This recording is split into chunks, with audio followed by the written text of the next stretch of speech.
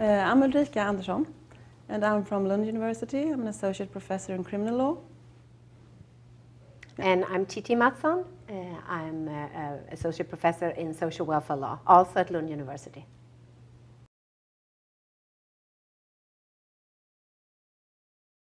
It's like more than 20 years ago. I was an exchange student in the Netherlands, and I took a course on international law and women.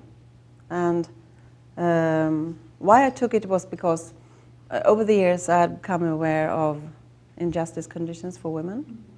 And so I really wanted to dig into those conditions in relation to law.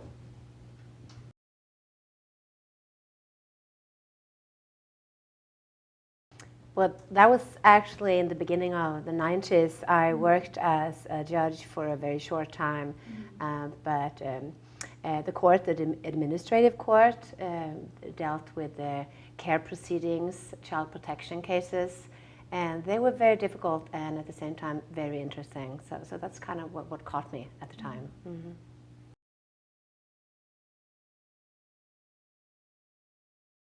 In my opinion, I think I'm revealing in my dissertation and in other other articles that in the proof process, in relation to sexual offences and rape and other sexual offences,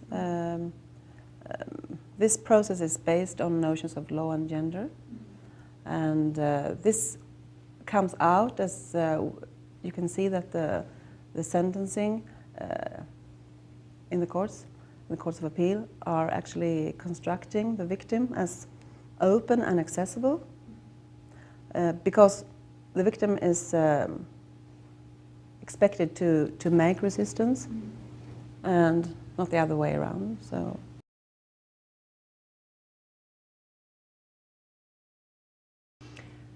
Well, I think on the first question, the issue is really that even though it hasn't been discussed until recent years, the legal system pretty much is the base for the child protection system, although in the people working in the social welfare system are not that conscious of this, or at least the lawyers are not. So it's an interesting thing to look at how the law actually does intersect, and what are the consequences of the legality of this practice. Mm-hmm. And on your second question, how can it how can we promote? That's a very, very difficult question, and it hasn't been solved in Sweden yet. But it is a very interesting and challenging question to see whether the legal instruments are an available tool for improving it, and I believe that is a possibility. That's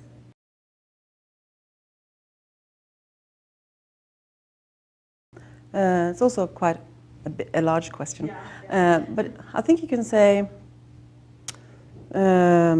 generally when talking about and analyzing criminal law, we tend to think of criminal law in relation to the accused, and we tend to focus the repressive power and the whole system. Criminal law system is based on this legal security questions for the accused. But I would like to think of these questions of power in a more broad sense, like a bit inspired by Foucault and other theorists. Thinking of that there also is power in a discursive sense, like how is the courts talking about the victim, for example. So yeah, and in this way, I think you can also analyze questions of gender and other gender and sexuality questions.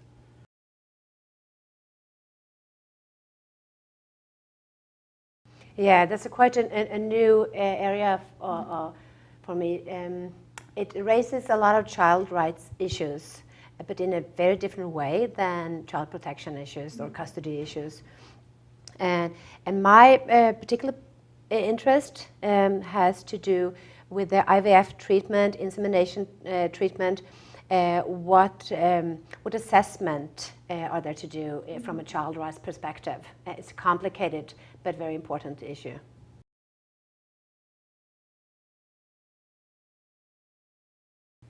I thought of it a bit different way. Maybe was I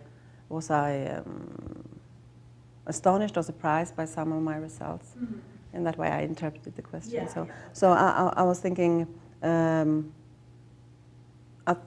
I think you can say what I just recently explained about the view of the victim constructed in the courts as open and accessible because of having to show resistance. I think a surprising result in my research then was that the courts could actually make the sentencing in a different way within this system by asking and looking at how the accused had behaved. And these were exceptions, but surprising and positive exceptions for me. One thing that I come back to quite often is that the traditional way of looking at child rights issues has been, and still is, I think, that the best interest of the child principle should be some way the solution for all kind of ways of looking how to access participation and fulfilling different rights for children. And through my research, I have become more and more critical to this principle. It's a principle that in many ways hurts more than it actually helps, in my opinion.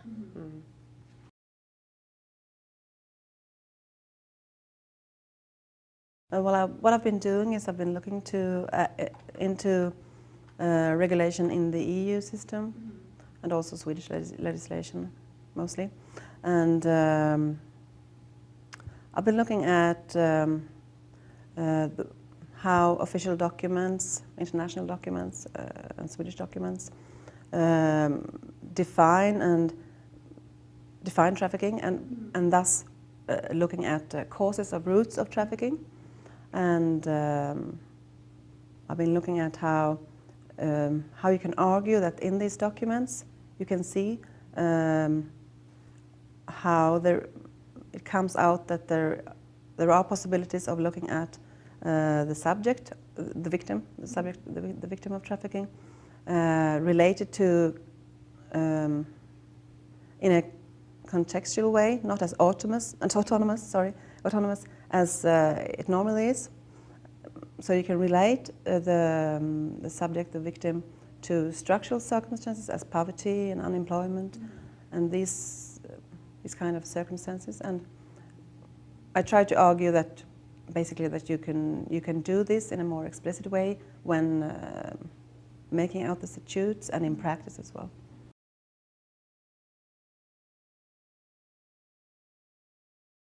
It's really the whole concept of looking from a completely different perspective than lawyers or legal academics often do, kind of assuming that the individual is an autonomous person that can actually handle this legal system.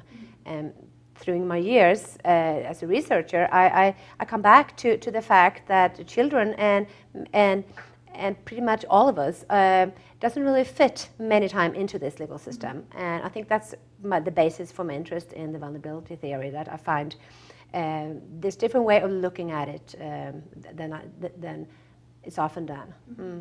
I would like to join Titti there, and for me it was also a combination between feminist legal theory and putting this in relation to questions of vulnerability, questioning the autonomous individual as Titti was suggesting, and also I think it's opportunity to get inspiration, meeting other researchers interested in the same area. It's really a privilege, so it's very inspiring, and also to get into the education system or whatever. Last time we took part of Barton Clinic, is that a name? And the education there, it was really different to our system, and we were really inspired. Both of us, I think.